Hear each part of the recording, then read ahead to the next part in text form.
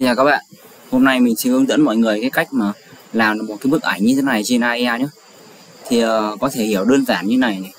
Thì AEA nó tương đương với Revit, còn cái Photoshop nó chỉ tương đương với AutoCAD thôi. Vì vậy mà một cái bức ảnh nó như thế này thôi thì trên AEA cũng có thể làm được. Thì mọi người có thể đa số cũng có thể sử dụng được các chức năng cơ bản của AEA để làm một cái bức ảnh như thế này.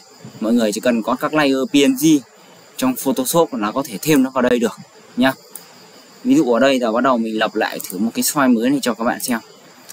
Ok, khi chúng ta thành lập một cái com mới như thế này, mình sẽ kéo cái bức ảnh này xuống, được chưa? Mình sẽ kéo cái bức ảnh này xuống, mình kéo thêm cả cái này nữa. Mình sẽ đây, mình sẽ cho nó tầm tỷ lệ nó tầm 12 đi. Còn ví dụ như bức ảnh này thì mình cho tỷ lệ nó xuống còn đó, đây như thế này. Một cái bức ảnh như thế này thì mình chỉ cần như thế này thôi.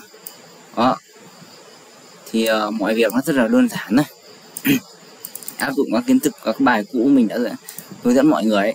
Thì mọi người chỉ cần tạo một cái com mới, được chưa? Đó, mọi người dí nó vào cái bức ảnh này thì nó sẽ tạo ra được cái ảnh như thế này. Chúng ta kéo nó xuống thì nó sẽ được cái ảnh như thế này. Tiếp theo là mọi người tạo ra một cái xoay xanh đi. Đó, mọi người sẽ tạo ra một cái xoay xanh cho mình như thế này. Sau đó mọi người tạo một cái mask cho mình như thế này, được chưa? Cái mask nó sẽ đó, cái mask mình cho nó bé xuống chẳng hạn, mình cho nó bé xuống một tí, được chưa? Sau đó mình ấn lệnh vào đây, mình di chuyển nó ra góc như này, được chưa? Sau đó mình có thể sử dụng lệnh rotate, mình quay thêm một bức ảnh như này. Đó, nó như thế này. Tiếp theo mình cần Ctrl D cái này ra 2 phát, được chưa? Mình nhấp vào đây, mình position nó ra bên này. Đó, mình ấn lệnh R, mình sửa lại góc cho nó. Đó, khi đấy thì chúng ta sẽ có một cái bức ảnh như thế này.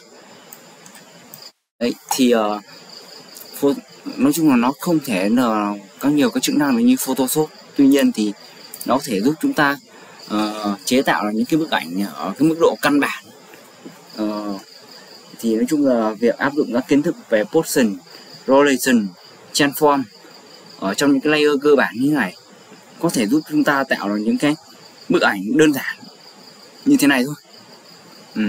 Thì video của mình đến đây là hết thôi.